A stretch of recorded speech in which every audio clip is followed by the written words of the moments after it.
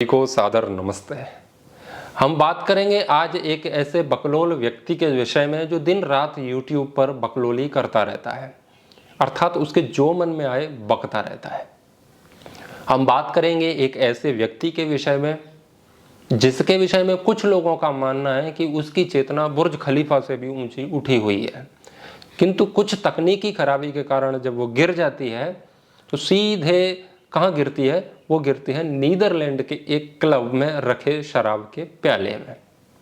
लेकिन जब उस प्याले से कुछ शराब की लहरों के छींटे आसपास की सोशल मीडिया तक पहुंचते हैं तो उस चेतना के आसपास के जो अंगरक्षक है, कुछ चेले चेलियां उनके, वो पूरा प्रयास करते हैं यह सिद्ध करने का कि वो शराब के छींटे नहीं है, वो गंगा के छींटे हैं। आचार्य जी की चेतना शराब में नहीं डूबी हुई है, वो गंगा में डूबी हुई है। अब कोई गंगा सिद्ध नहीं कर पाता तो कुछ तो यही कहने लगते हैं कि आचार्य जी हाथ में शराब का प्याला भी ले लेते हैं ना तो वो शराब नहीं रहती, वो अमृत बन जाता है। ये उनके चेले और चेलियों का हाल है। आप समझ गए होंगे किसकी बात कर रहा हूँ। हम बात करेंगे उस व्यक्ति के विषय में जो दिन भर YouTube पर भाषण देता है कि निर्भय कैसे रहें, जीवन से डर कैसे निकालें, ठसक लाइफ कैसे जिएं, डर से मुक्ति कैसे पाएं।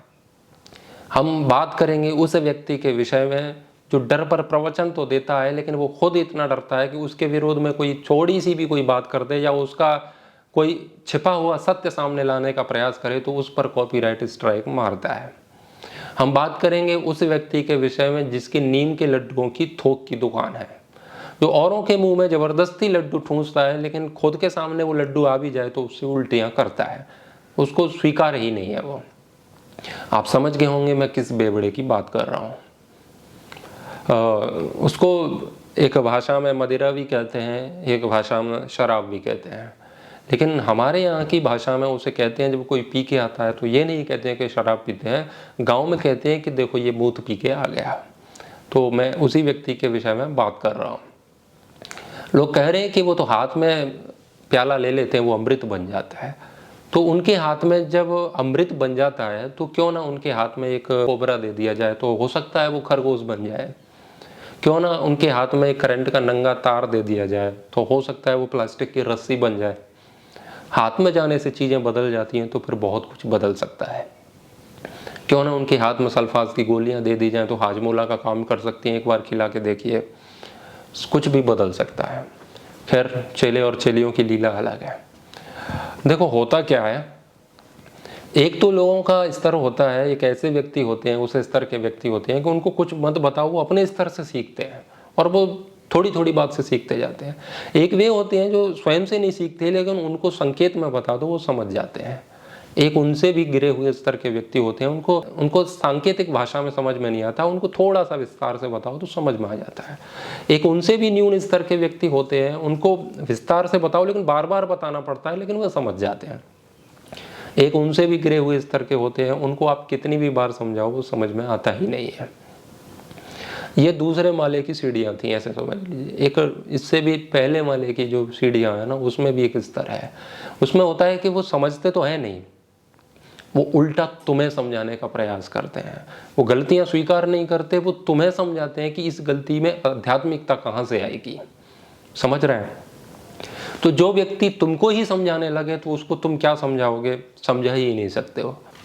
तो मैं बात करूंगा उन लोगों के स्तर पर जो संकेत से समझ जाते हैं या थोड़े से विस्तार से समझ जाते हैं।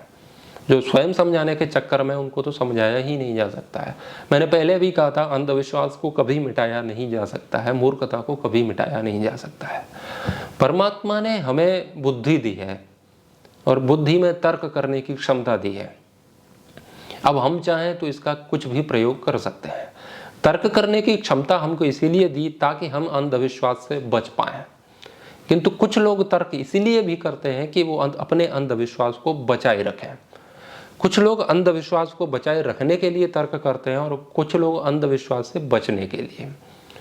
तो आचार्य प्रशांत, जिनका संयोग से मेरे ही नाम पर नाम है, तो उनके जो चेले और चेलियां हैं वो अपनी तर्क शक्ति का प्रयोग, अपने जो अंधविश्वास का जाल उन्होंने बुन रखा है उसको वो सघन करने के लिए, बहुत घना बनाए रखने के लिए पूरा प्रयास करते हैं। वो शराब पीने के आध्यात्मिक फायदे भी बता रहे हैं, कोई कुछ भी बता रहा है, कोई कुछ बता रहा है। अब पता है, जो दिन रात और नशेड़ियों के विषय में ज्ञान देते थे, औरों को हीन कह देते, वो अब उसको ढाल बना रहे हैं। किसको? जो गंजेड़ी बाबा हैं, जो चिलम पीते हैं। अब कह रहे हैं कि इस हिसाब से देखा जाए तो ये भी साधु नहीं है जो नशा कर रहे हैं। देख रहे हो ना, अब इनके लॉजिक बदल चुके हैं। पहले इनके लॉजिक थे कि भगवान कृष्ण किस स्तर पर जीते थे, उनकी गीता देखो, रामायण में देखो, राम जी का चरित्र देखो, है ना, वो किस किस की बात करते थे वेदांत की। अभी वो नशेड़ियों को ढाल बना के लेके आ रहे हैं। उनके वॉलंटियर तो एक ऑडियो में कह रहे हैं कि इस हिसाब से तो आप उनको भी गलत कहोगे कि जो जीसस वाइन पीते थे। अब जीसस को भी लाया गया है कटघरे में कि जीसस वाइन पीते थे। अब जीसस मूत पिए, उससे हमें क्या लेना देना है? वो जीसस वाले जाना है। अब जीसस इनकी ढाल बनेंगे हैं। कोई निसर्गदत्त महाराज है, कह रहे वो भी पीते थे, वो तो चैन स्मोकर है, वो तो इतना पीते थे बीड़ी सिगरेट के, इस हिसाब से तो आप उनको साधु नहीं मानेंगे। तो हम नहीं मानेंगे। जो पियक्कड़ है, जो नशा करता है, वो कोई भी आध्यात्मिक धर्मगुरु नहीं हो सकता है। अब ये कह रहे हैं कि बाहर का कोई ऐसा वो नहीं होता है, आप लक्षण से नहीं पहचान सकते हैं कि कौन बुद्ध पुरुष है, कौन बंधन में रहता है, कौन क्या है। तो ऐसा है कि बाहर से नहीं समझा जा सकता, ये बात ठीक है। तो लक्षणों से नहीं बताया जा सकता कि कौन मुक्त है, किन लक्षणों से ये बताया जा सकता है कि कौन बंधन में है। जो शराब नहीं पीता है वो इसका ये प्रमाण नहीं है कि वो मुक्त हो गया, ये बात ठीक है, किंतु शराब पीता है इस बात का ये पूरा प्रमाण है कि वो व्यसनों में डूबा हुआ है। शराब का अर्थात जो अपनी इंद्रियों का गुलाम है, और जो इंद्रियों का गुलाम है वो इंद्रियों के ही बंधन में, मन के बंधन में, वो आत्मा तक तो पहुंचा ही कहाँ से होगा। तो उनके फोटो और वीडियोस मैंने डाले थे अपने टेलीग्राम ग्रुप पर, दार्शनिक विचार पर। आपने देखे होंगे, नहीं देखे अभी देख सकते हैं, या आपने कहीं और देखे होंगे। तो एक हाथ में शराब लेकर के ये पी रहे हैं और नाच रहे हैं अंग्रेजी गाने पर, जिनका ये दिन रात विरोध करते हैं और ठुमके लगा रहे हैं, बड़ा मस्त डांस करते हैं ये, है ना। इनके चेले कहते हैं कि मल्टी टैलेंटेड है। वास्तव में गुरुजी मल्टी टैलेंटेड है। ऐसा नाचते हमने पहली बार देखा, पूरा झूम के उसमें नाच रहे हैं। अब वो फोटो और वीडियो उनके विषय में कह रहे हैं कुछ इनके चेले, कुछ तो मान रहे हैं कि असली हैं, कुछ कह रहे हैं कि फेक हैं। तो जो कह रहे हैं फेक है, उनके लिए मैं बता दूं कि कोई भी सॉफ्टवेयर या कोई भी वेबसाइट ऐसी नहीं है जो उसको फेक बताए, क्योंकि तुम्हारे कहने से एडिटेड सिद्ध नहीं हो जाता, फेक सिद्ध नहीं हो जाता। उसके लिए एक प्रोसेस होती है, उसमें आपको सिद्ध करना पड़ेगा, नहीं तो कोई भी पकड़ा जाएगा। जैसे कसाब कहता था कि मेरा वीडियो वो नकली है, कोर्ट में बोलता था, लेकिन पता था ना सबको कि क्या है, तो वो सिद्ध नहीं कर पाया कि वो गलत है। ऐसे ही जब वो चित्र और वीडियो मेरे हाथ लगे तो मैंने उसको दूसरे दिन डाला था, उनके चेलों से भी पूछा था, उनकी संस्था से भी पूछा था। तो चेले कह रहे हैं कि फेक है, लेकिन उनकी संस्था वाले स्वीकार कर रहे हैं कि वो फोटो असली है। मैं इसका प्रमाण देता हूँ, मेरी संस्था से बात हुई थी। जी धन्यवाद। ओम। हेलो। हाँ जी। हाँ जी प्रशांत जी बताइए। हाँ, वो फोटो और वीडियो के विषय में कुछ कहना है संस्था की ओर से? संस्था की ओर से यही कहना है कि आप देखिए ना कि आप आचार्य जी से क्या सीखना चाहते हैं। सीखने वाली बात नहीं है भैया, हम फैक्ट चाहते हैं। मतलब वो फोटो ठीक है या मतलब वो एडिट है? फोटो ठीक है। फोटो ठीक है, मतलब ये सिगरेट और फोटो ठीक है, ठीक है, ये संस्था के व्यक्ति कह रहे हैं जो उनके साथ रहते हैं, शराब पीते हैं। हाँ वो उनकी पर्सनल चीज है ना, वो उनकी पर्सनल चॉइस है। मतलब अभी भी करते हैं ना ये? हाँ वो करते होंगे कि है? नहीं वो चीज हमें नहीं पता है ना, वो और ना हमें जाननी है। तक ले जा रहे हैं तो वो भी व्यक्तिगत है, उसकी भी जानकारी दी जाती है। वो गाय को खिलाते हैं, उसकी भी दी जाती है। तो बीड़ी सिगरेट की भी जानकारी संस्था से दी जानी चाहिए ना। मेरा तो बस इतना ही कहना है। मतलब व्यक्तिगत जीवन को इतना लोगों तक ले जा रहे हैं तो वो भी व्यक्तिगत है, वो भी ले जाना चाहिए। आचार्य जी इस पर कुछ कहेंगे? वीडियो बनाएंगे? हाँ वीडियोस पे आएगी अभी 2-3 दिन में। 2-3 दिन में? अच्छा, बात हुई आचार्य जी से? अभी चल रही है बात, होगी तो वीडियोस जो है मैं आपको शेयर करूंगा व्हाट्सएप पे, है ना। बिल्कुल करिएगा। धन्यवाद जी। 3 दिन में वीडियो बनाएंगे बोल रहे थे, आचार्य जी से बात हो रही है। अब 3 दिन से आज लगभग 10-11 दिन तो हो ही गए होंगे, अभी तक कोई वीडियो आया नहीं। कोई भी चीज़ ट्रेंडिंग में आती है उस पर आचार्य जी का वीडियो 2 घंटे में आ जाता है। बचपन का प्यार, तुरंत आ जाएगा उस पर वीडियो, या कुछ भी ऐसा कुछ होता है, लगता है ये ट्रेंडिंग में, इस पर व्यूज ज़्यादा मिल सकते हैं, उस पर वो 2 घंटे में बोलते हैं। लेकिन इस पर 10 दिन में भी अभी तक बोले नहीं हैं। हाँ, उनके कुछ चेले हैं, वो प्रतीक्षा कर रहे हैं कि आचार्य जी आएंगे और नमूनों को बहुत अच्छा उत्तर देंगे। हा हा हा, हंस रहे हैं इस बात पर कि गुरुजी अब क्या कुतर्क देंगे जिससे हम किसी को फॉरवर्ड कर सकें उन कुतर्कों को। लेकिन मुझे नहीं लगता कि वो उस पर कुछ कहेंगे, क्योंकि कहते तो कह चुके होते 10 दिन हो गए। क्योंकि जो व्यक्ति 2 घंटे में बात करता है किसी भी बात पर, वो 10 दिन में नहीं कर रहा है, तो समझ लो कि मैटर क्या है। ठीक है। अब फिर एक कुछ दिनों बाद और बात हुई थी, 3 दिन बाद, तो मैंने कहा था भैया उस पर कुछ वीडियो आया नहीं। तो उन्होंने कहा कि ऐसा करिए, आप संस्था में आइए, शिविर में आइए, वो बोल के फ़ोन काट दिया। उसकी भी रिकॉर्डिंग है मेरे पास। तो मतलब नहीं बोलने वाले वो उस विषय में, बोलेंगे क्या, मतलब बोलने लायक नहीं रहे हैं, क्या कहेंगे। ढूंढ रहे होंगे कि कुछ कुतर्क। अब ऐसे ही गूगल किया जा रहा होगा कि ऐसे कौन कौन से महापुरुष हैं जो महापुरुष के नाम पर प्रचलित हैं, क्योंकि मैं तो उन्हें महापुरुष मानता नहीं जो खाते पीते हैं ऐसा कुछ भी नशीला पदार्थ। तो कर रहे होंगे गूगल। तो जीसस के विषय में बोल दिया उन्होंने, जीसस वाइन पीते थे तो क्या गलत है। निसर्गदत्त महाराज, ये और जितने भी महाराज जो भी गंजेड़ी भंगेड़ी हैं, उन सबको सर्च किया जा रहा होगा। अब वो सब नहीं मिला, खैर क्यों नहीं बोल रहे हैं वो जाने। तो कुछ उनके चेलों ने भी वीडियोस बनाए, तो उसमें वो एक कोई वीडियो है अष्टावक्र पर बोला था उन्होंने कि मुक्त पुरुषों का या स्थित प्रज्ञ का भोग विलास, ऐसे करके कोई वीडियो है। तो स्थित प्रज्ञ है या जो मुक्त पुरुष हैं वो भोग विलास कैसे कर सकते हैं, उसको कोट कर रहे हैं। तो देखो, अध्यात्म के नाम पर ऐसे ही लोग ढोंग करते हैं। मुक्त पुरुष भोग विलास कैसे करेगा, तो मुक्त पुरुष होगा वो भोग विलास करेगा ही नहीं। दूसरी बात, आप ग्रंथों का सहारा ले रहे हैं, तो मैं जो वैराग्य विषय पर मैंने बात की थी उसमें आप वीडियो सुन सकते हैं। अंतिम या उससे 1 दिन पहले वाला वीडियो होगा वैराग्य पर, जिसमें मैंने एक शब्द का प्रयोग किया होगा, हेय उपादेय शून्य। अर्थात वो जैसे कोई महल में जा रहा है तो महल में भी सो जाएगा, उसे कोई अंतर नहीं पड़ता है वैरागी व्यक्ति को, और वो झाड़ियों में भी जगह मिल गई वो वहाँ भी सो जाएगा। वो झाड़ियों से न द्वेष रखेगा, न उससे द्वेष रखेगा, न वो उससे राग रखेगा, न झाड़ियों से राग रखेगा, वो उससे राग द्वेष रहेगा ही नहीं। तो वो प्रयास पूर्वक कुछ नहीं करेगा, जो है स्वाभाविक रहता है। ये वैरागी व्यक्ति की निशानी है। किंतु वो स्वाभाविक रहेगा, वो जानबूझ करके नीदरलैंड का टिकट लेके वैरागी व्यक्ति शराब पीने जाएगा, ये बुद्ध पुरुष का लक्षण नहीं है। और वो बाहरी प्रक्रियाओं के लिए होता है। खाने पीने में जो बुद्ध पुरुष है वो गोबर खा लेगा, ऐसा बिल्कुल भी नहीं है। क्योंकि शरीर के लिए क्या ठीक है क्या नहीं है ये तो वैरागी को भी पता है। वैरागी है तो फिर तो वो मांस भी खा लेगा ना। हाँ, लेकिन ये मांस वालों को भी वैरागी मान लेंगे, वो बात अलग है। तो बुद्ध पुरुष ऐसा नहीं करते हैं। बुद्ध पुरुष का अर्थ इतना ही होता है कि तुम उन्हें महंगे कपड़े दे जाओ वो महंगे पहन लेंगे, फटे दे जाओ फटे पहन लेंगे, उन्हें कोई अंतर नहीं पड़ता।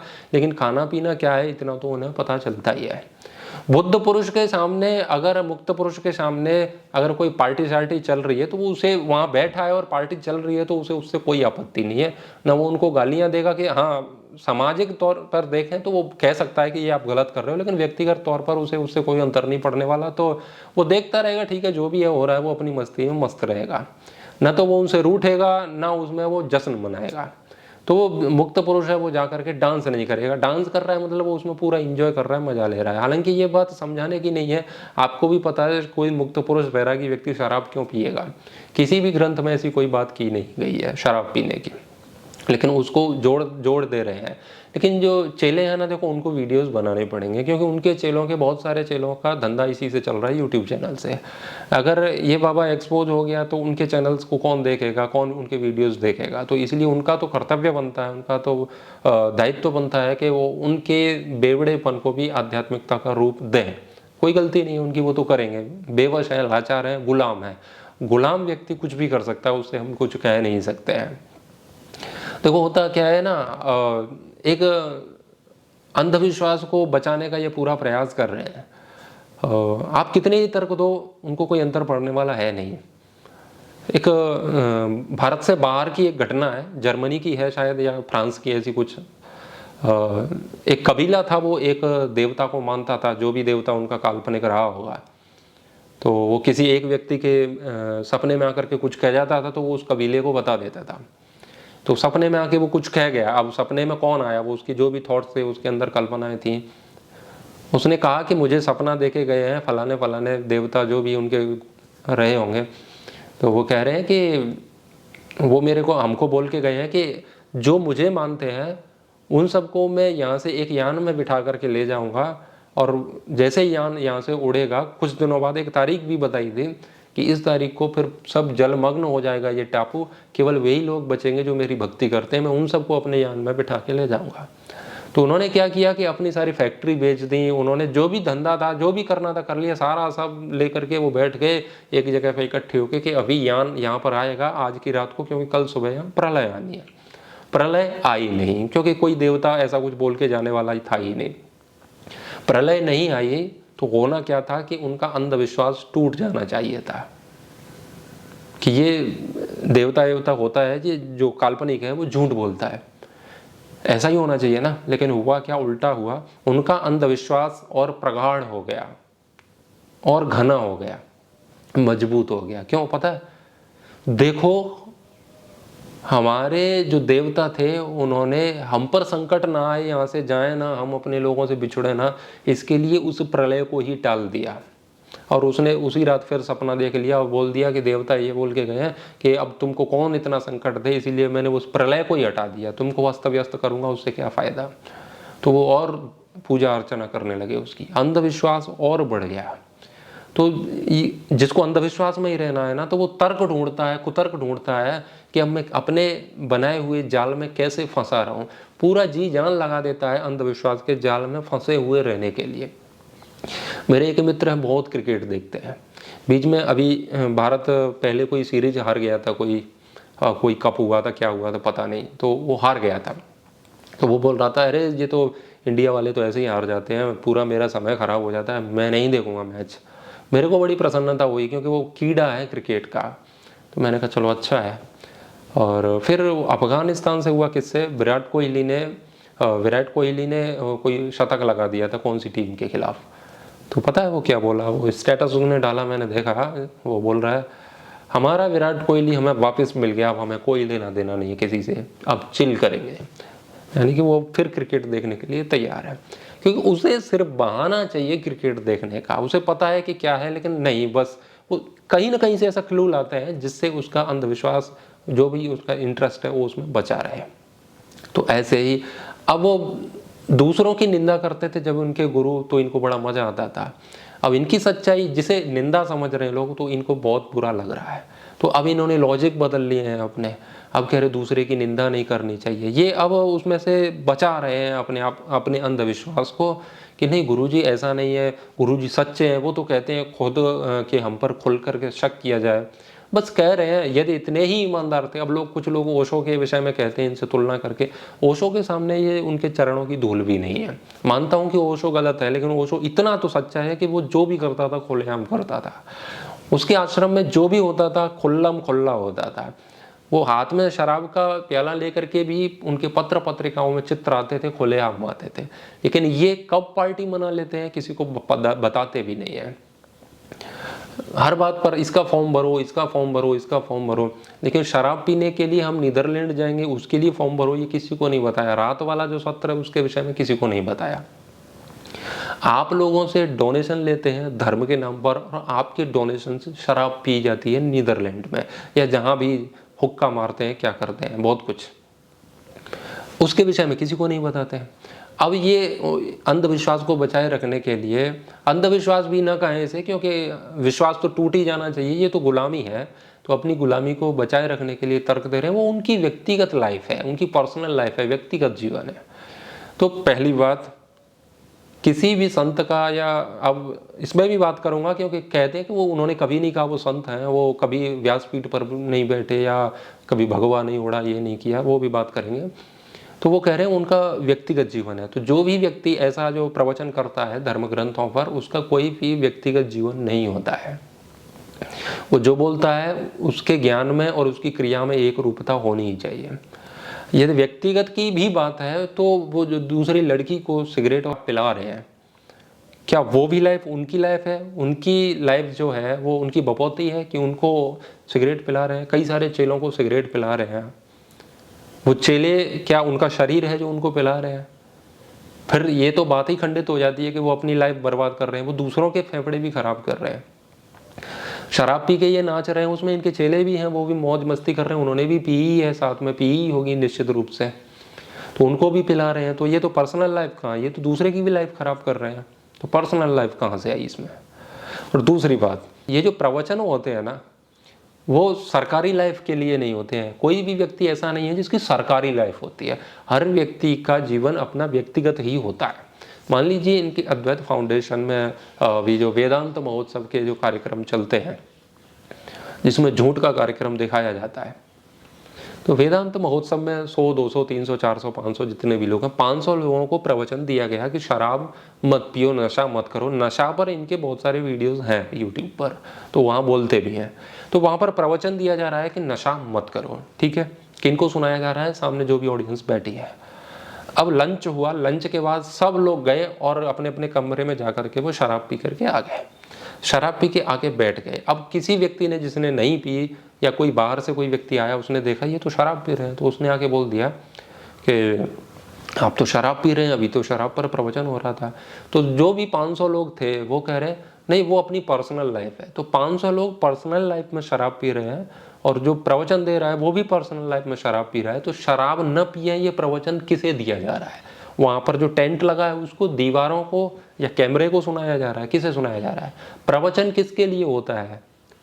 ये जड़ वस्तुओं के लिए होता है कि आपके जीवन के लिए होता है? आपके व्यक्तिगत जीवन के सुधार के लिए होता है। आपके व्यक्तिगत जीवन के सुधार के लिए होता है ना। प्रवचन होता ही निजी लाइफ के लिए है, वो दिखावे के लिए होता ही नहीं है। और ये एक ऐसे धर्मगुरु हैं, इसीलिए मैं इनके विषय में बात भी कर रहा हूँ। और कोई पी लेता तो मैं बात भी नहीं करता। मैं इसीलिए कर रहा हूँ क्योंकि ये उन लोगों का खंडन करते हैं जो केवल शास्त्र और उसकी बात करते हैं। ये कहते हैं यज्ञ कर रहे हैं, कर्मकांड कर रहे हैं, जनेऊ पहन रहे हैं, चोटी रख रहे हैं और मुंडन संस्कार करा रहे हैं, ये सब करा रहे हैं। क्या हुआ इससे? उपनिषद और वेदांत तो कहता है बोध बोध बोध। दिन में ये 50 बार बोध बोध चिल्लाते हैं। बोध क्या हुआ? इनका वॉलंटियर एक बार मुझे कॉल करके मुझे पूछ रहा, ठीक है आपने शास्त्र में, बोध क्या हुआ? बोध का अर्थ क्या हुआ कि आप कितना जीवन को समझे, कितने सजग हुए, कितनी चेतना लंबी ऊंची, ऐसे कुछ नहीं होता। चेतना बस चेतना होती है, लेकिन हाँ आप उसे कितना समझ पाए, इस अर्थों में कहते हैं कि आप चेतना का कितना विस्तार हुआ। तो इसका अर्थ क्या हुआ कि आप कर्मकांड नहीं मान रहे, आप सीधे निष्काम कर्म और मुक्ति की बात कर रहे हैं, यानी कि आप जीवन पर ही फोकस कर रहे हैं, है ना। कुछ लोग यही कहते हैं कि उन्होंने जीवन से जाना है, तो उन्होंने क्या जाना है जीवन से? यही जाना है कि शराब पियो। देखो होता क्या है, व्यक्तिगत जीवन जैसा कुछ नहीं होता है। व्यक्तिगत जीवन है कि आप अपने बाथरूम में बिना कपड़े के नहा रहे हो या कपड़े के नहा रहे हो, ये आपका व्यक्तिगत जीवन है। हाँ, यदि आप धर्मगुरु हो और आप ये कह रहे हो लोगों को कि बिना कपड़ों के नहीं नहाना चाहिए, नंगा नहीं नहाना चाहिए, यदि आप ये भी प्रवचन दे रहे हो ना, तो आप बाथरूम में यदि नंगा भी नहाते हो ना, तो वो भी आपकी पर्सनल लाइफ नहीं है। जिस विषय में आप ज्ञान झाड़ते हो ना, उसका आचरण करना चाहिए। देखो जो ज्ञान जिसे कह रहे हैं ना, सूचना को, वो गूगल पर बहुत है, सब गूगल पर पड़ा है। हमें सच बोलना चाहिए, नहीं बोलना चाहिए, चापलूसी किसी की करना चाहिए, नहीं करना चाहिए, हमें निर्भय जीना चाहिए, नहीं जीना चाहिए, ये सब गूगल पर है। और गूगल की भी आवश्यकता नहीं, ये हम सब जानते भी हैं। और गूगल पर बहुत कुछ है, कौन से शास्त्र में क्या लिखा है सब गूगल पर मिलेगा। लेकिन कभी गूगल को प्रणाम किया है, उसकी पूजा उपासना की, अर्चना की है, कभी समर्पण किया है गूगल को? नहीं। तुम्हें भी पता है वहाँ शब्द मात्र है बस। तो ज्ञान तो गूगल पर ही बहुत है। गुरु उसको प्रमाणित करके बताते हैं कि हाँ जो गूगल पर लिखा है उसे जिया भी जा सकता है, इसकी संभावना है। लोग तुम्हारे चरणों में आकर के इसीलिए नहीं गिरते हैं कि तुम अच्छा बोलते हो, लोग इसीलिए आपके चरणों में आकर के गिरते हैं कि उन्हें लगता है कि इन्होंने जो बोला है इस पर इन्होंने सोचा होगा, इन्होंने उसे जिया होगा और इनके जीवन में कितनी शांति होगी, इसीलिए वो आपको भगवान तक लिख देते हैं, है ना। तो आपको अपने आचरण में दिखाना होगा। गीता पर प्रवचन कर रहे हैं और एक गीता के एक श्लोक पर भी इन्होंने प्रवचन किया, यदि आचरति वाला जो श्लोक है, तो उसमें कहते हैं कि जैसा समाज का आदर्श होता है वैसे ही वहाँ के व्यक्ति होते हैं। तो जैसा जैसा वहाँ के श्रेष्ठ लोग आचरण करते हैं समाज भी उसी का अनुसरण करता है, गीता में श्लोक है। तो ये आदर्श है इतने लोगों के। अब ये करेंगे तो इनके चेले चपाटे क्या करेंगे? चेले चपाटे भी पीने के लिए कहीं ना कहीं रास्ता खोज रहे हैं। वो निसर्ग दत्त महाराज या किसी को भी ले आते हैं, यानी कि वो भी पीना ही चाहते हैं। व्यक्ति अपने हिसाब से तर्क ढूंढता है ना। ये भी कह सकते हैं ना, गुरु का तर्क तो यही, क्योंकि गुरु से ही सीखते हैं। ये भी पिएंगे, ये भी कह देंगे हमारा व्यक्तिगत जीवन है, हमें क्या करना है अब आप डोनेशन दो उसके नाम पर, ये उससे जाकर के शराब पियेंगे। ये इनका हाल है। एक वीडियो में ये स्वयं कह रहे हैं कि हर किसी को ये कहने का अधिकार नहीं है कि अहम ब्रह्मास्मि। भाई जिसने जाना है वो कहे, हर कोई कहता फिरेगा तो ये झूठ है। इसका कहने का मतलब मेरा ये है कि ये कहना चाह रहे हैं कि जो चीज़ तुम स्वयं जान लो उसको बोलो। लेकिन नशे पर इनके बहुत सारे वीडियो हैं। भाई तुम नशा क्यों कर रहे हो? जब तुम नशा छोड़ दो तब ये बात करो ना। तो नशा छोड़ा नहीं, इन्होंने नशा कर रहे हैं। और वो पुराने वीडियोस नहीं है, अभी के हैं। जो वॉलंटियर है ना इनके, जो अभी जो काम करते हैं वही है। वो पहले वाली लाइफ में इनके साथ ऐसा कोई व्यक्ति था नहीं, है ना। और ये कह रहे हैं कि संस्था में ऐसा नाटक होता है, तो ऐसा कौन सा नाटक होता है जो आज तक यूट्यूब पर दिखाया नहीं गया है? इनके चेले 10 मिनट में वो लिंक दे देते, कहीं से कुछ भी बात करते हैं ना, इनके चेले लिंक ले आते हैं। इनका तुरंत जाते हैं बाइक से, लिंक लेके आते हैं और फेंक जाते हैं कमेंट बॉक्स में, ये देखो इस पर इन्होंने ऐसा कहा है। लेकिन इन्होंने बीड़ी वाला नाटक कहाँ पे किया है? आज तक कोई लिंक दे नहीं पाया, क्योंकि ऐसा नाटक हुआ ही नहीं है, वो असली है। अब ये कहते हैं कि उन्होंने कोई भगवा थोड़ी पहन रखा है। उन्होंने कब कहा कि मैं भगवान हूँ, सिद्ध पुरुष हूँ? तो भैया ये कौन से ग्रंथ में लिखा है कि जो सिद्ध पुरुष और भगवान है उन्हीं को शराब नहीं पीनी चाहिए, बाकी के सामान्य लोग शराब पी सकते हैं? कहाँ लिखा है? अब ये अपने आप को आध्यात्मिक और धार्मिक नहीं दर्शाते हैं, तो फिर क्यों मतलब अपने नाम के आगे आचार्य लगाते हैं? क्यों वेदांत गीता और उसकी बात करते हैं? इनको ये कितना खुद के मुंह से कितना भी मना करें कि मैं गुरु नहीं, आचार्य नहीं, इनको खुद पता है कि मैं कितना ही कहूँ लोग मानेंगे। देखो लोगों की मानसिकता क्या होती है, लोगों की मानसिकता ये होती है, मैं कई बार ट्रेन में जाता हूँ तो लोग कहते हैं बाबा जी हाथ देखना, अब हाथ दिखाते हैं। तो मेरे साथ कई बार हुआ है। तो मैं कहता हूँ भाई मुझे कुछ नहीं पता हाथ के बारे में, कौन सी रेखा क्या है मैं नहीं जानता, और इसमें कुछ नहीं होता, तुम अपना कर्म करो, उस पर ध्यान रखो। तो एक व्यक्ति को मैंने बोला तो उसने पता है अपनी पत्नी को पड़ोस में क्या बोला, ये असली बाबा की पहचान है। असली बाबा की क्या पहचान है? कि जो असली बाबा होगा वो यही कहेगा कि मुझे कुछ नहीं पता, क्योंकि नकली होता है वो तो कहता है मुझे सब पता है। तो अब वो मेरे पीछे ही पड़ गए। वो कह रहे नहीं अब तो तुम्हें हाथ देखना ही पड़ेगा, क्योंकि मैंने मना कर दिया कि मुझे कुछ नहीं पता, क्योंकि उनको पता है कि जो मना करता है वो असली है। अब मेरी फजीयत हो गई, तो जैसे तैसे उनसे पीछा छुड़ाया। ये साइकोलॉजी बहुत सारे लोगों में है। उनको पता है मैं कितनी ही बार चिल्ला के कहूँ मैं भगवान नहीं हूँ, मैं ये नहीं हूँ, इसी से पता चलता है। ये भी जानते हैं कि लोग इसी से मानेंगे कि देखो कितने सरल है कि एकदम खुल के कह रहे हैं कि मैं भगवान नहीं हूँ, मैं सिद्ध पुरुष नहीं हूँ, मैं वो नहीं। ठीक है वो अपने बारे में सच्चाई ही बता रहे हो, लेकिन उसका क्या इफेक्ट होगा ये इनको बहुत अच्छे से पता है। इसीलिए ये पता होना चाहिए कि मैं भले ही कह रहा हूँ कि सामान्य पुरुष नहीं हूँ, सामान्य पुरुष हूँ, ऐसा हूँ, लेकिन फिर भी ये लोग मुझे श्रद्धा मेरे प्रति रखेंगे ही। इसीलिए मुझे ये सब आचरण में नहीं लाना चाहिए। वो लोग कह रहे हैं श्रद्धा जिसकी कमजोर होगी वो तो टूट जाएगा, ये तो नकली श्रद्धा है, तुमने इतनी अपेक्षा गुरुजी से रखी ही क्यों? उनकी लोगों की श्रद्धा कमजोर है, लेकिन इनका ज्ञान इतना कमजोर है कि शराब पी लेते हैं फर्स्ट तनाव में आकर के। वो कमजोर नहीं है, इनका ज्ञान कमजोर है, लोगों की श्रद्धा कमजोर है। अंधभक्ति में लोगों का स्तर इतना गिर चुका है कि जो दूध पीने को हमें गालियां देते थे, पापी कहते थे, मुझे दुरात्मा कहते थे, और जो भी लोग दूध पीते हैं उनको हिंसक और इतने ऐसे ऐसे शब्दों से मतलब संबोधित करते हैं कि कोई वैसा व्यक्ति हो जो विचार बिल्कुल ना करे तो उसके अंदर तो ऐसा फील हो जाएगा, इतना गिल्ट फील हो जाएगा कि सबसे बड़ा पापी तो मैं ही हूँ। अब इनके चेले कह रहे हैं कि सुट्टा मारना इतना बड़ा पाप है क्या?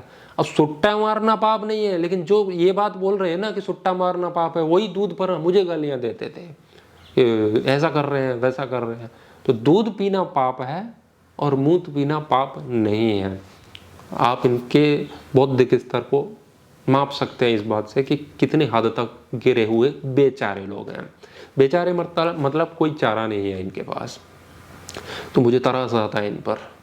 अब कुछ लोग आते हैं कमेंट्स में आकर के हंसते हैं, हाँ बढ़िया है, आचार्य प्रशांत का प्रचार कर रहे हो, वीगन का प्रचार कर रहे हो। ये लोग अपनी मूर्खता पर हंसते हैं, सही में अपनी मूर्खता पर हंसते हैं। अभी एक सोशल मीडिया पर एक वीडियो वायरल हो रहा था जिसमें एक दिहाड़ी पर 500 या 1000 में एक मौलाना टीवी पर आता है, जिसे बीजेपी के पत्रकार टीवी पर लेके आते हैं, जिसमें वो डिबेट करता है, जानता तो कुछ नहीं है, वो हार के जाता है। लेकिन सामने भी ऐसे ही व्यक्ति बैठाए जाते हैं टीवी पर कभी कोई ढंग का आदमी आपको डिबेट में मिलेगा नहीं। एक महिला है कोई, वो बोल रही है, उनको ऋग्वेद पर बहस हो रही है मौलाना से, बड़े मजेदार बहस है। आप देखोगे तो वो कह रहा है कि घूंघट करना चाहिए, ये तुम्हारे वेद में लिखा है, ऋग्वेद में लिखा है। पृष्ठ संख्या कोई बता रहा है, वो मंत्र संख्या 19-20 ऐसा कुछ कह रहा है। तो यद्यपि वो पृष्ठ से नहीं, उसका अलग अता पता होता है, सूक्त, मंत्र, मंडल, अष्टक, वो सब बताया जाता है। लेकिन वो चलो मौलाना उसको नहीं पता, हमें उनसे अपेक्षा भी नहीं रखनी चाहिए कि वेद के विषय में उन्हें ठीक जानकारी हो। लेकिन एक महिला है, वो पूरा मतलब अथॉरिटी लेके घूम रही है हिंदुत्व का, और वो कह रही है अरे मौलाना तेरे को पता नहीं है, वेद में मंत्र होता ही नहीं है, श्लोक होता है, वेद में श्लोक होते हैं, वेद में मंत्र होता ही नहीं है, तू कहाँ से पढ़ के आया मौलाना। अब वो मौलाना को ट्रोल कर रही है, और बीच में जो एक दोनों को जो लड़ाने वाला होता है, जो दोनों तरफ से लोग भौंकते हैं, उनको बीच का जो तमाशा देखता है, वो उनको रोटियां डालता है, भौंकता है, वो भौंकवाता है उनसे, दोनों को लड़वाता है, वो अमीश देवगन करके कोई है। वो कह रहा है हाँ, जहाँ तक ऋग्वेद की हमें जानकारी है उसमें तो ऐसा कहीं नहीं है। अब उसको भी ऋग्वेद की जानकारी है। अब देख रहे हो, अब वो वीडियो सोशल मीडिया पर वायरल हो रहा था। अब ये बात मैं इस विषय में क्यों समझा रहा हूँ वो आपको समझ में आ जाएगा। अब उसमें कमेंट्स में लोग हंस रहे हैं कि मौलाना को रेल दिया, मौलाना को पेल दिया, देखो ये कटमुल्ला, जो भी बोल रहे हैं वो उसमें। लेकिन बात समझने वाली ये है कि तुम अपनी मूर्खता पर हंस रहे हो उनकी कमेंट्स में, है ना। और वो महिला बड़ा हंस रही है, देखो मैंने इसे मौलाना को चुप कर दिया, और वो किस बात पर हंस रही है, अपनी मूर्खता पर। उसे पता नहीं है कि वेद में मंत्र होते हैं। वो कह रही है कि वेद में मंत्र ही नहीं होते, और भी कुछ वेद के विषय में वो ऐसे ही बोल रही है।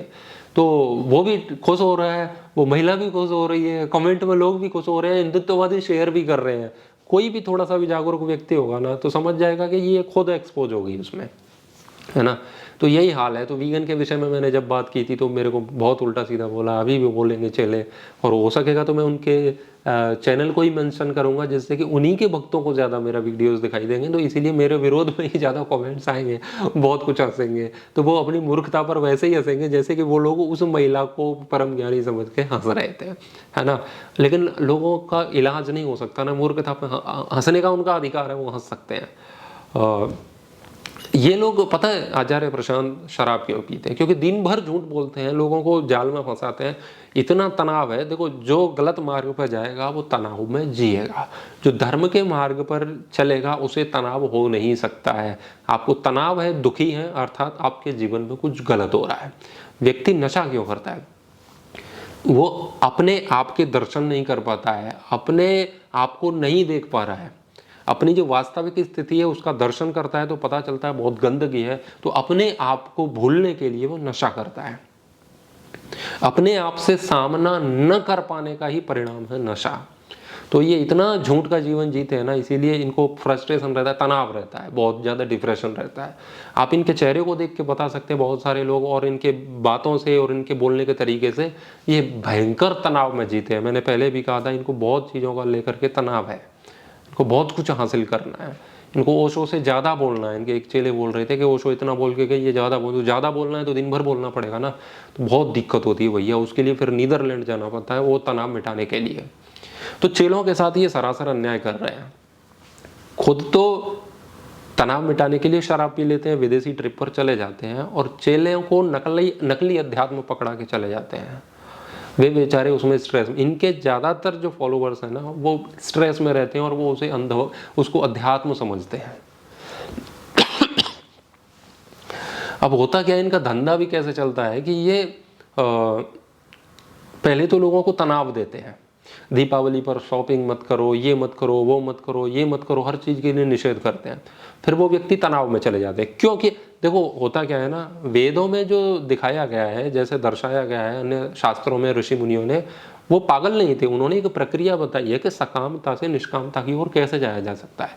तो पहले जो व्यक्ति पाप कर रहा है उसको पुण्य के मार्ग पर लेके आओ, सकामता के मार्ग पर लेके आओ, क्रिया कर्म जो भी होते हैं, जो भी चीज़ें हैं उनको समझाओ, धीरे धीरे वो सकामता की ओर जाएंगे, पुण्य कर्म करेंगे, उनसे बुद्धि उनकी अच्छी होगी, कामनाएं मिटेंगी, तब वो निष्कामता की ओर जाएंगे, तब वो उपनिषद और वेदांत को समझेंगे।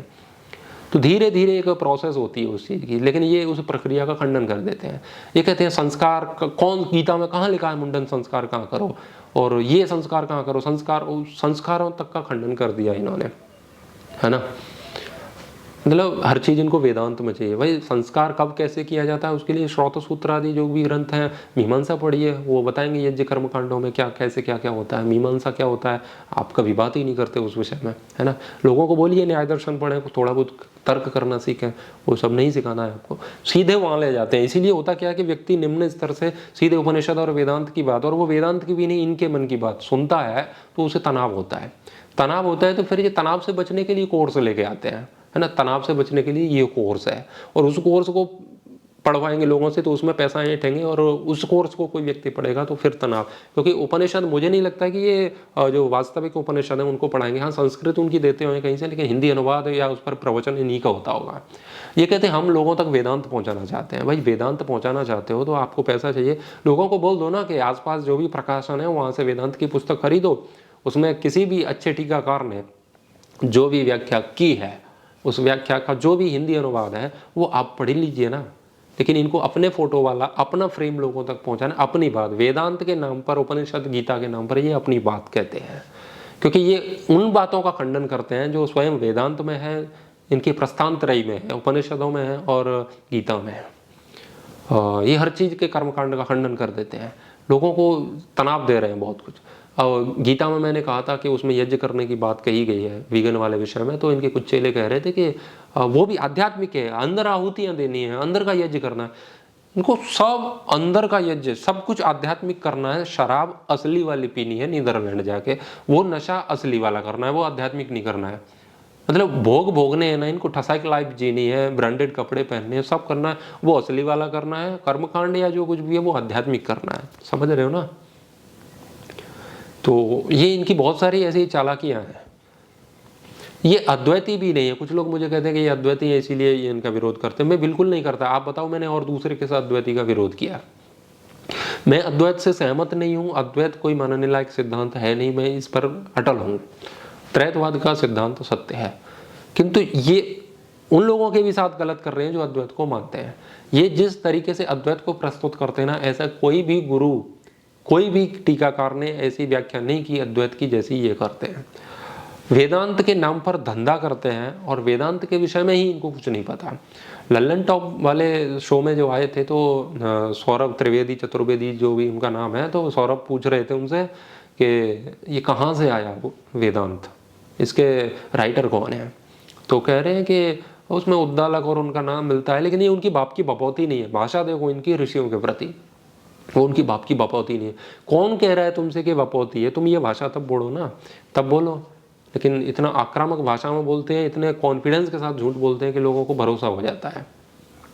अब ये कह रहे हैं ना वो कहाँ से आया पता नहीं, नाम उसमें है नहीं, फिर नाम क्यों नहीं उसके तर्क देते हैं, लेकिन सीधे सीधे ये स्वीकार नहीं करते मुझे नहीं पता कि वेदांत किसने लिखा है।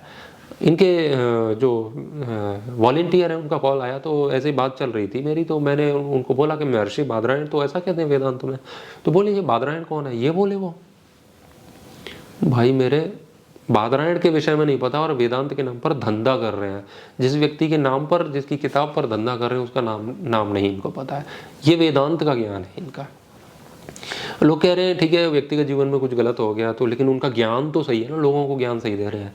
तो थोड़ा सा गहराई में जाइए और आप सोचिए इस बात को कि जब हम कोई भी क्रिया करते हैं ना, वो भी ज्ञान के द्वारा ही करते हैं। हमारा जैसा ज्ञान होता है वैसी क्रिया होती है। अब इनको तनाव था, इन्होंने सोचा कैसे मिटाया जाए, तो उसके लिए शराब पी। तो क्या हुआ? ज्ञान ये हुआ कि शराब पीने से तनाव मिटता है, ये ज्ञान है। अब ये ज्ञान सही है कि गलत है बताइए? ये इनका ज्ञान है। डिस्को इसको कर लो, सब नाच लो। ये जितने भी बड़े बड़े धर्मगुरु हैं ना, जिन्होंने डोनेशन ले लेकर के करोड़ों का व्यापार खड़ा किया है, सब जिसमें से अधिकांश जिनके जो चोचले सामने आ गए हैं, वो सब विदेशों में रंगरलियां मनाने के लिए जाते हैं। यहाँ आकर के वो धार्मिक हो जाते हैं, आध्यात्मिक हो जाते हैं। तो लोगों को ठगने का काम चल रहा है ना। कभी भी लोग जो प्रतीक्षा कर रहे हैं ना कि गुरुजी बताएंगे इस विषय में, कुछ बात करेंगे, मुझे नहीं लगता वो इस विषय में कभी बात करेंगे। उनके चेलों के तर्क आप देखोगे ना, तो मुझे कह रहे थे आप सनातन धर्म के विरोध में काम कर रहे हो, वो अच्छा कर रहे हैं लोगों के प्रति, आप उनके वीडियोस फोटोज क्यों दिखा रहे हो लोगों को? तो ये वही लोग हैं जो उस वीडियो को खूब वायरल किए थे पहले, कद्दू के कारनामे। एक संत थे जिन्होंने एक पुस्तक लिखी थी योग के विषय में, तो इनके कोई शिष्य चेले हैं, वो प्रश्न पूछते हैं कि उसमें तो ऐसी बहुत सारी बातें हैं योग को लेके। अब वो बातें ठीक हैं गलत हैं वो एक बात अलग है, उस पर असहमति जताई जा सकती थी कि हाँ वो बातें ठीक नहीं है, लेकिन इन्होंने उसकी खिल्ली उड़ाते हुए कहा था कद्दू के कारनामे तुमने पढ़ी है। अब उसमें चेले खूब हंसते हैं और उस वीडियो को देखेंगे तो कमेंट में आचार्य जी रॉक, आचार्य जी थग लाइफ, आचार्य जी फायर, और आचार्य जी का वो वीडियो शेयर करेंगे, चुम्मियाँ देंगे उनको, किस करेंगे, वो जो वो आता है ना इमोजी, उससे खूब चुम्बन करेंगे आचार्य जी का उस बात पे। आचार्य जी तो ऐसे रोस्ट करते हैं, आचार्य जी का रोस्टिंग लेवल ये है, इतने प्रसन्न हो जाते हैं इनके चेले। वही चेले हैं जो अभी इनकी मतलब गर्दन झुक गई है और अभी ये ज्ञान दे रहे हैं कि हमें किसी की गलत बात को शेयर नहीं करना चाहिए। और ये वही लोग हैं जो अभी ज्ञान दे रहे हैं कि किसी की गलत बात को शेयर नहीं करना चाहिए। अगर इन्हीं को, अगर मेरा कोई फोटो या वीडियो ऐसा होता, यदि मैं कभी नशा कर लिया होता ना और वो वीडियो और फोटो होता और वो इनके हाथ आ जाता, तो ये सबसे पहले शेयर करेंगे, मैं बता देता हूँ। लेकिन मिलेगा नहीं, वो एक बात अलग है, क्योंकि जब से जन्म लिया है तब से अब तक कोई नशा किया ही नहीं है। यही लोग हैं जो दूसरे का मजाक उड़ाते हैं। सदगुरु का जब मजाक बनाते हैं इनके गुरु, तो गुरु इनके चेले बड़े खुश हो जाते हैं, है ना। और देखो देखो ये धो दिया ये कर दिया, वो कर दिया, ठगी गुरु, है ना। वो गलत है उसको बोलते हैं, सही बोलते हैं, वो एक अलग मुद्दा है, अलग विषय है। जब इनके गुरु किसी के विषय में कुछ उल्टा सीधा बोलते हैं ना, तो इनके चेले 10-10 फीट तक ऊंचा कूद कूद करके नाचते हैं। लेकिन अभी हुक्का मार और ये सब गाना आया ना, वो कौन से गाने पर नाच रहे थे पता नहीं, अंग्रेजी गाना था, हिंदी भी होता, जैसे वो ये भी गाना हो सकता था कि पैक बनाऊं कभी नाप के नहीं, तुम्हारे डोनेशन से पीऊं अपने बाप की नहीं, ये गाना भी होता तो कोई नहीं, हिंदी तो होता कम से कम, ये चलता, तो उस पर नाच रहे हैं। तो वो वीडियो सामने आया तो इनके चेलों की लाइट चली गई तुरंत। अब ज्ञान दे रहे हैं ये, अब आध्यात्मिक हो गए, हमें किसी की पर्सनल लाइफ से क्या लेना देना, हमें किसी की निंदा नहीं करनी चाहिए, हमें केवल पॉजिटिव थॉट आगे भेजना चाहिए, हमें किसी का ऐसा चरित्र हनन नहीं करना चाहिए। एक तो मुझे व्यक्तिगत आके समझा रहे थे कि तुम्हें प्रायश्चित करना चाहिए। मैंने कहा क्यों भाई? तो पता है क्यों? कि तुमने उनके फोटो और वीडियो शेयर किए, उनका चरित्र हनन किया है, वो बहुत बुद्ध पुरुष हैं, मुक्त पुरुष हैं, ऐसे लोग सदियों में पैदा होते हैं, तुम्हें प्रायश्चित करना चाहिए। देख रहे हो, मूत उन्होंने पिया है, प्रायश्चित मुझे करना पड़ेगा। चेलो कितने नीचे गिर गए हैं चेले, कह नहीं सकते, है ना। ये वही वाले स्तर के हैं जिसमें मैंने पहले बताया था कि कुछ इस स्तर तक गिर जाते हैं कि वो तुम्हें ही समझाने लगते हैं। तो ये हाल है।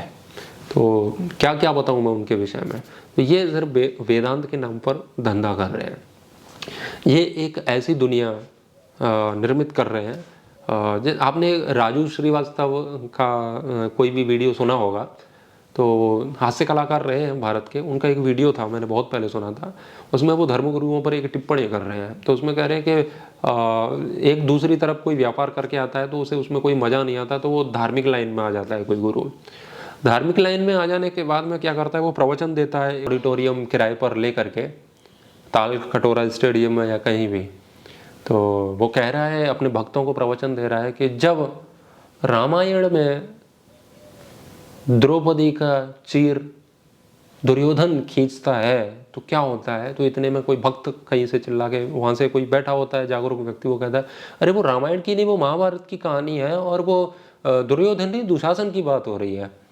तो गुरुजी कहते हैं अपने चेले को, इसे उधर ले जा, खोपचे में ले जा इसे, और वो कट्टा लगा देते हैं उससे, एक रिवॉल्वर, चल ले जा, कमंडल से कट्टा निकालो और इसे ले जा उधर। हाँ ये बीच में तेरे को तू उंगली क्यों कर रहा है रे, जब अपना धंधा चल रहा है तो तू काहे को उंगली कर रहा है ना। ऐसा बोल के वो एक टिप्पणी करते हैं राजू श्रीवास्तव। ये कहानी यहाँ पर लागू होती है। ये वहाँ पर एक भीड़ इकट्ठा करते हैं इनके विरोध में। वहाँ तो कोई बात करता ही नहीं, क्योंकि अंधा भक्त ही जाएंगे, जो जागरूक है वो तो इनके भाषण से ही समझ जाता है ना।